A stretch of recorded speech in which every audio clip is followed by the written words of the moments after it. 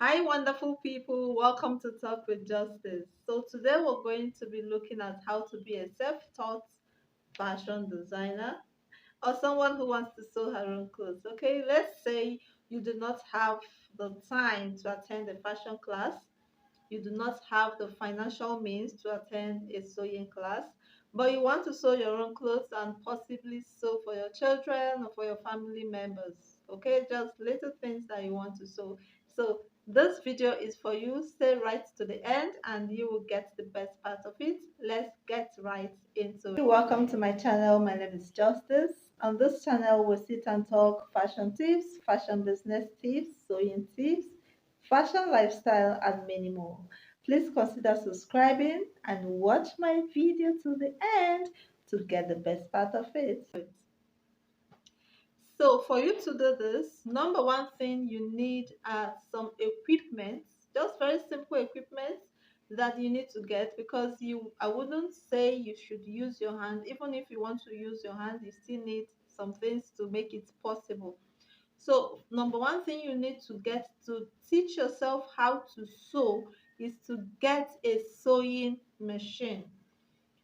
It's not possible, even though it is, but it's going to take time for you to just use needle and thread, okay, to make a whole piece of clothes. It's very possible, people do it, but it's going to take you a lot of time and it will be stressful, and before you know it, you might possibly give up, except you do not have the means to get a sewing machine.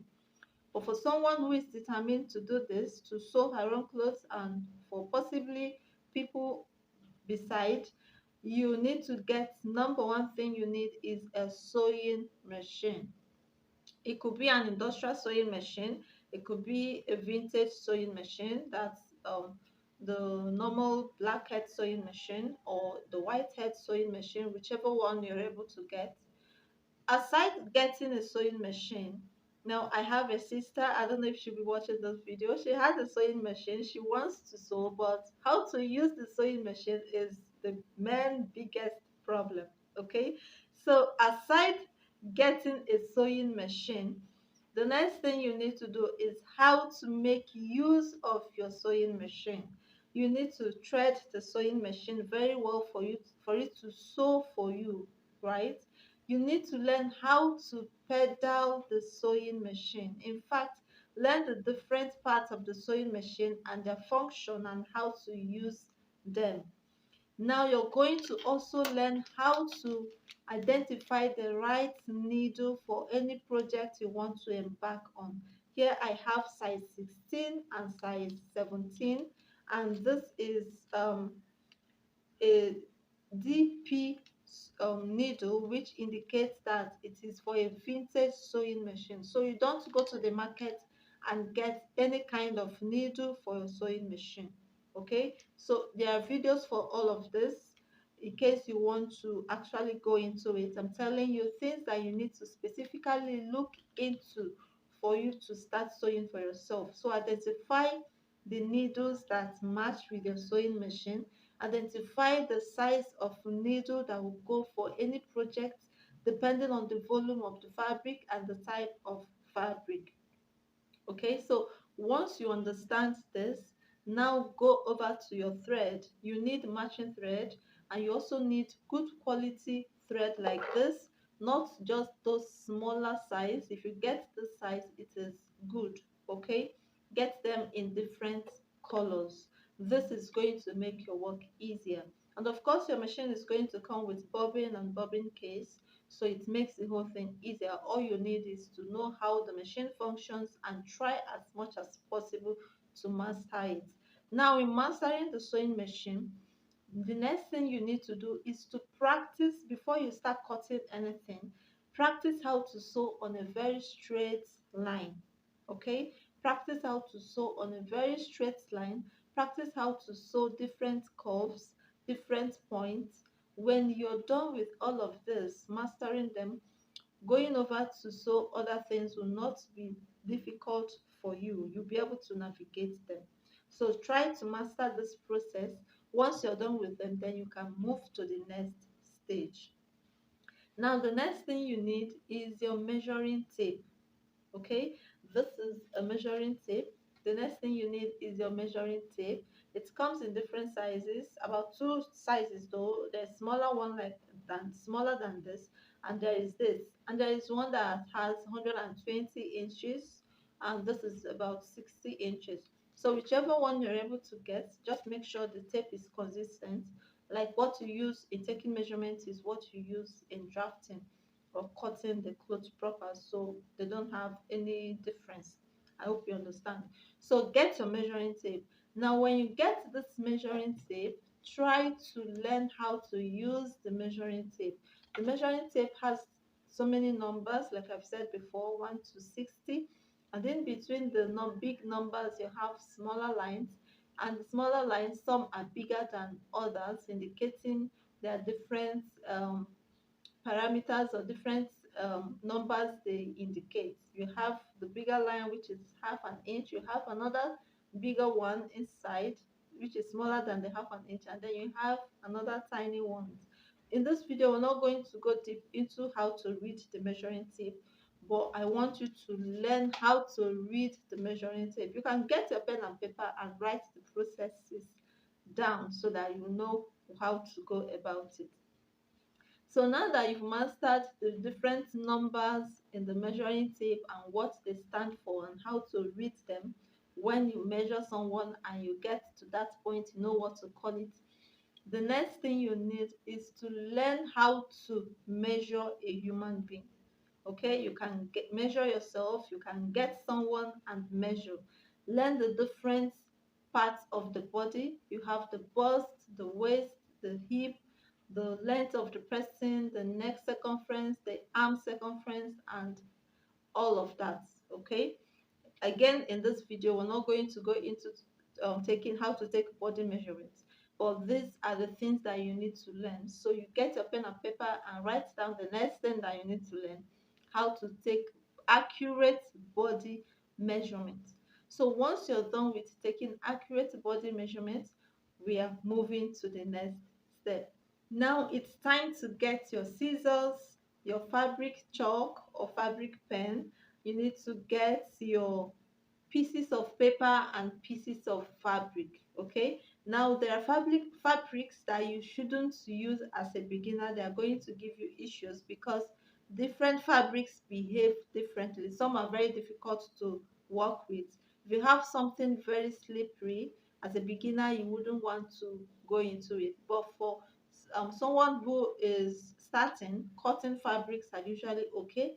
Ankara fabrics are cotton fabrics, they are okay. Things that are stable, that's a kind of stiff, right? You want to make use of them. Things that the normal sewing machine would not really reject sewing, okay? Stretchy fabrics might not be also nice working for the first time. So you need fabrics that have some kind of stability that will help you, right? Now, once you've gotten all of this, you want to also have your seam ripper. This is a seam ripper in case you make mistakes. Of course, you're going to be making mistakes, they are inevitable. You will easily lose your seams and sew accurately.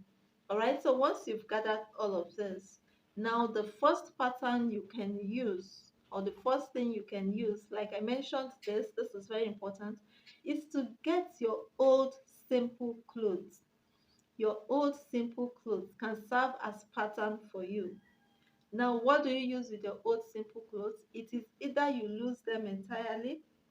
Remember I said old simple clothes. Use them entirely, iron it out, and use it as a pattern.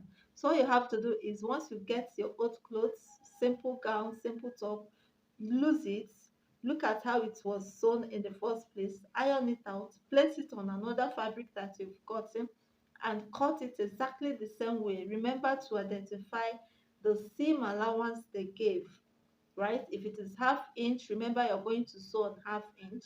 If they used 1 inch, remember you're going to use 1 inch. So identify the seam allowance, that is stitching allowance that they gave, where you're going to sew your thread from, where you're going to hold the fabrics together. So once you make use of this and lose it, remember I forgot to mention you need ironing and ironing table. Okay, so iron it out, place it on your fabric and cut exactly the same way.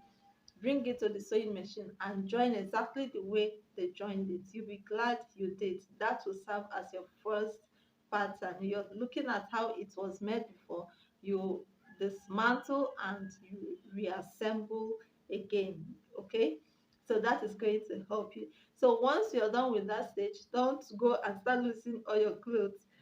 You can now come to YouTube, look for simple wears like flare gown, some basic tops, skirts. Look for simple gowns. Look at master or learn from a teacher you know you understand very well how he or she explains. If you understand it, get a piece of paper and practice it, right? Don't rush into using the fabric that you bought. Fabrics are quite expensive now, except you get a cheaper one. So use a piece of paper to try cutting what they did.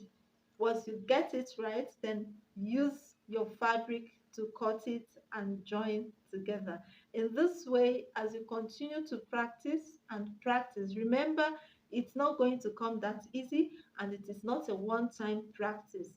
So you're going to continuously do this one step after another, one step after another, and by the time you start sewing something more beautiful and complicated, you wouldn't know. So all you have to do is start from the very beginning, start from the scratch, continue to practice.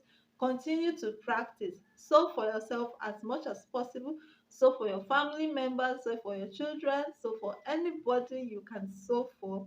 And before you know it, give yourself some time. And another thing I need to tell you is that you need to be patient.